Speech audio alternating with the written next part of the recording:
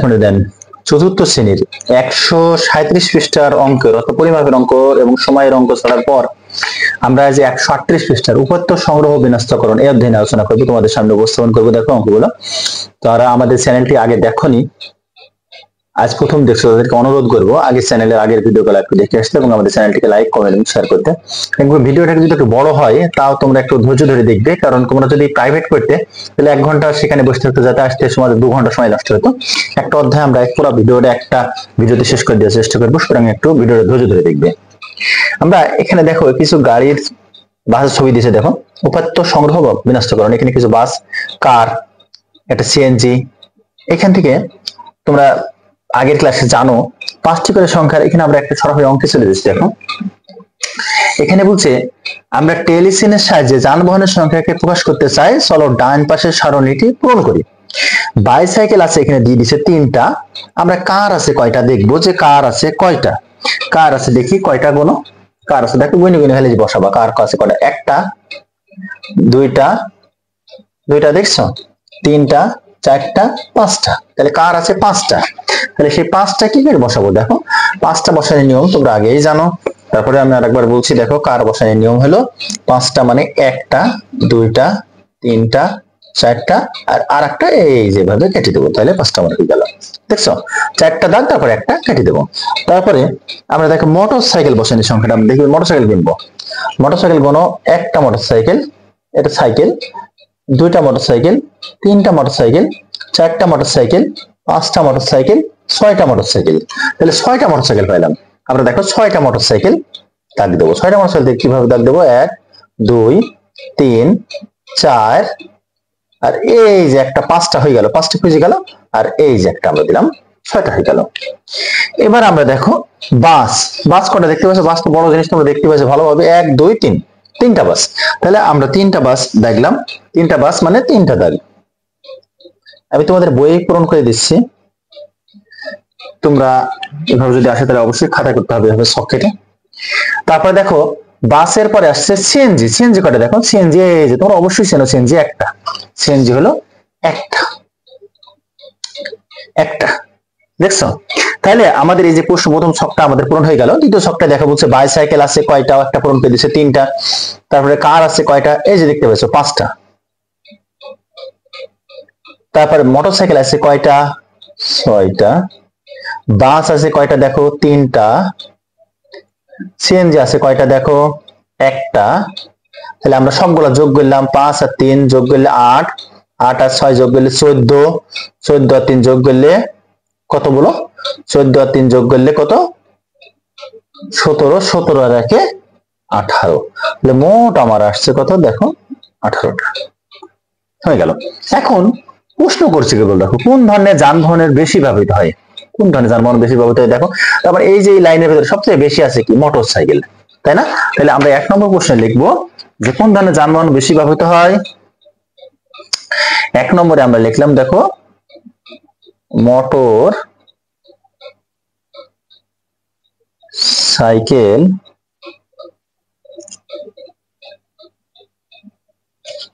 Cycle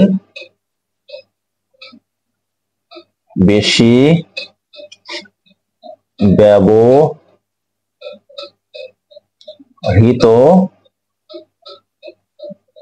হয়, ঠিক আছে বুঝলাম, সবচেয়ে বেশি এবার আছে। এবার তারপর 2 নম্বরে কি বলছে, কোন ধরনের যানবাহন কম ব্যবহৃত হয়, কোনটা, সিএনজি। তাহলে 2 নম্বরে লিখলাম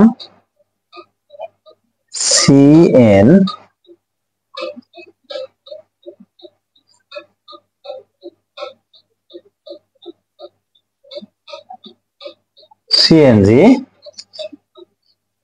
কি বলছে, কোন ধরনের যানবাহন কম ব্যবহৃত, এইটুকু খালি যে কোন ধরনের কাছে সিএনজি বসে দিলাম, সিএনজি কম ব্যবহৃত হয়, কম ব্যবহৃত হয়। দেখছো এই অঙ্কগুলো তোমাদের একটা 9 10 পর্যন্ত ইন্টারমিডিয়েট পর্যন্ত পাবা, খুবই সহজ ভাবে অঙ্কগুলো থাকে, সবসময় ভালো মার্ক পাওয়া যায় এটাতে। এখন শিক্ষক শ্রেণীকক্ষে এলোমেলো ভাবে বিভিন্ন ফলের নাম উল্লেখ লিখছেন, বলেছেন মনোযোগ দিয়ে শুনে ট্যালি চিহ্নের সাহায্যে ফলগুলোর সংখ্যা লিপিবদ্ধ করো এবং পরবর্তীতে ট্যালি চিহ্নকে সংখ্যায় প্রকাশ করে নিচের সারণীটি পূরণ করো। এখন এইখানে তোমার দেখবা অনেক সময় আমার কাছে আসে যে আমি একরকম করে করি আর বলে যে পরে তোমরা কমেন্ট করো যে স্যার ভুল হয়েছে। আসলে ভুল বলে কিছু নেই, তুই যে সংখ্যায় বসাবা সেই সংখ্যা দেখে খালি পূরণ করতে হবে, তাছাড়া কিচ্ছু না, বুঝলা? তুমি যদি এখানে 6 লেখো, যে কমলার স্যার কমলা বলেছে 6টা, তাহলে তোমাকে এই 6টা পূরণ করতে হবে।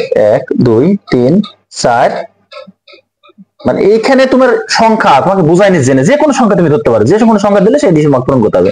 কলা বলেছে ধরো 8টা, তাহলে কলা 8টা দিলাম। 1 2 3 4 5 হয়েছে, 6 7 8 হয়েছে।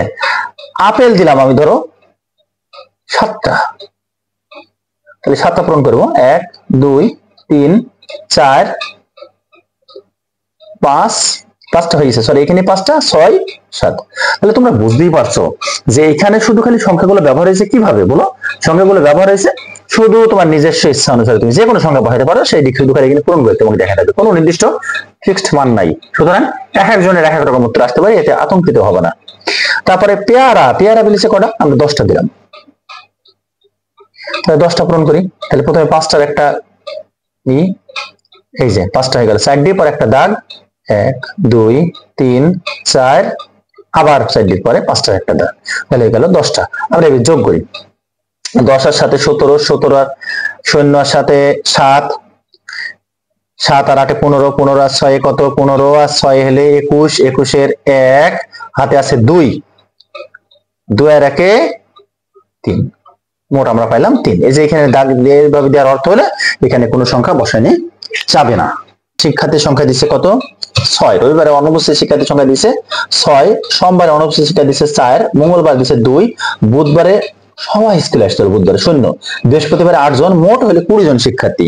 তো কম শিক্ষার্থী, শিক্ষার্থী সংখ্যা এখানে দেখো স্তম্ভ লেখার সাহায্যে পূরণ করেছে। দেখো রবিবারে দিছে এই যে 6, আমরা স্তম্ভ লেখা জ্বালা তোমাদের আঁকা নিয়ে শিখাবো। দেখো তারপরে সোমবারে দেখো, সোমবারে কটা বলছিল? 4 জন, তাহলে এটা 4 জনই আঁকিছে, দেখো এই যে 4 জন আঁকিছে। তারপরে দেখো মঙ্গলবার কজন বলেছিল? 2 জন, এই যে 2 ঘর, 1 2, 2 দিন মানে 2 ঘর। আর এই যে রবিবার মানে 1 2 3 4 5 6 ঘর। হ্যাঁ, তারপরে দেখো বুধবার কোনো ঘরই নেই, দেখো বুধবার মানে প্রত্যেকটা এক ঘর পর একটা, এক ঘর পর একটা, এক ঘর পর একটা, এক ঘর পর একটা। আমরা স্তম্ভ লেখা আঁকা নিয়ে শিখাবো কিছুক্ষণ পরে।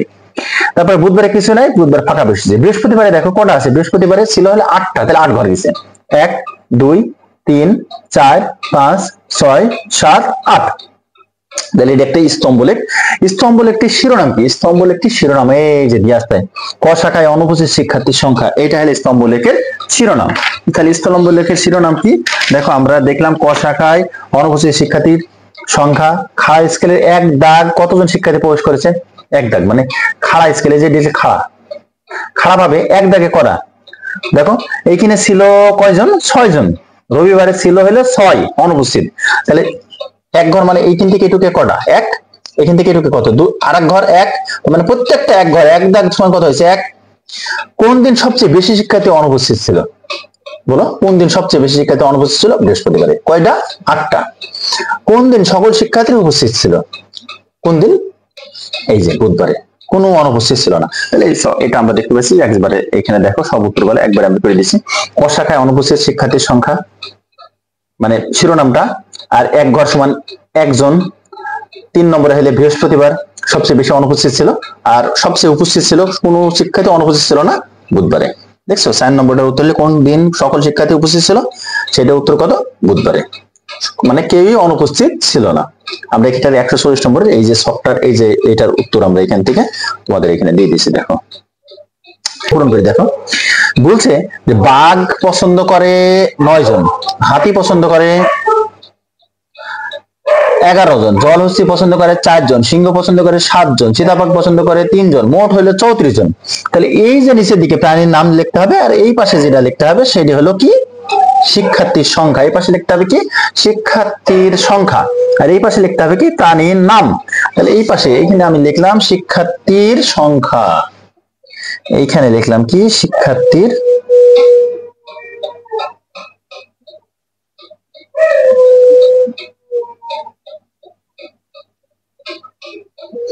আর এই পাশের নাম লিখলাম, কি লেখা দেখো, প্রাণীর নাম।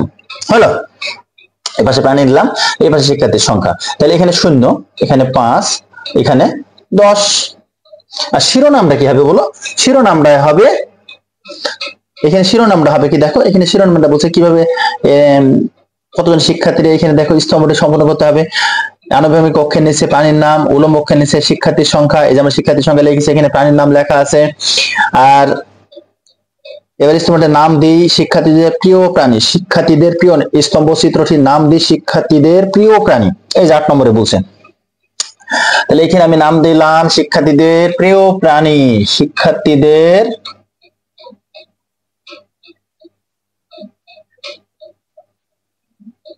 এটি শিরোনাম, প্রিয়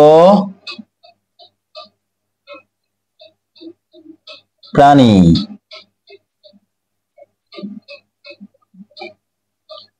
নাম দিলাম কি শিক্ষার্থীদের প্রিয় প্রাণী, শিক্ষার্থীদের প্রিয় প্রাণী। এখানে শিক্ষার্থীর সংখ্যা আর এখানে প্রাণীর নাম।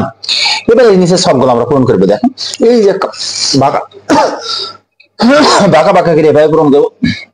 প্রথমটা ছিল বাঘ, তারপর ঘরে হলো হাতি, তারপরে ঘরে দেখো জলহস্তি,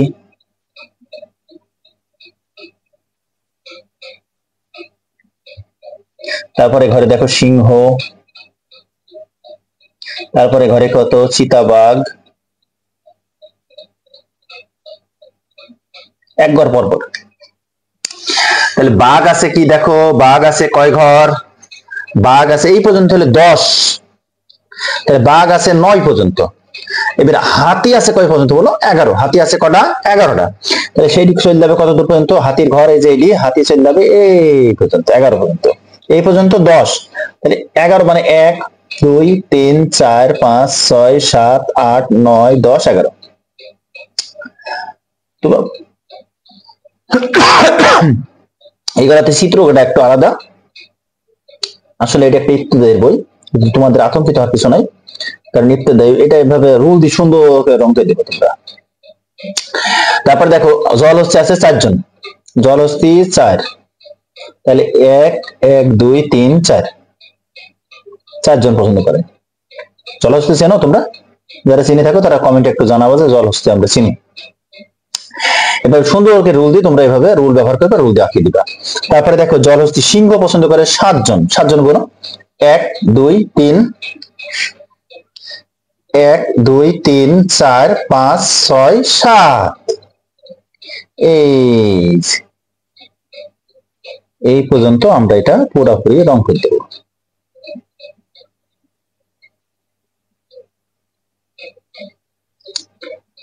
সুন্দর করে রং করে দিতে হবে।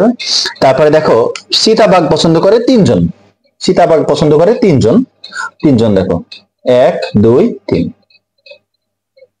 তাহলে আমরা এটা পূরণ করলাম।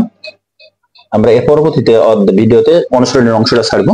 যারা আমাদের এই ভিডিওটি এর আগে দেখেন তারা তোমার বন্ধুদেরকে দেখার উৎসাহ যোগাবে। আমরা নিয়মিতভাবে ভিডিও আপলোড করে থাকি এবং কোনো সমস্যা হলে আমাদের কমেন্টে জানাবো, আমরা সেটা সমাধান করার চেষ্টা করব। ধন্যবাদ সবাইকে আমাদের সাথে যুক্ত থাকার জন্য।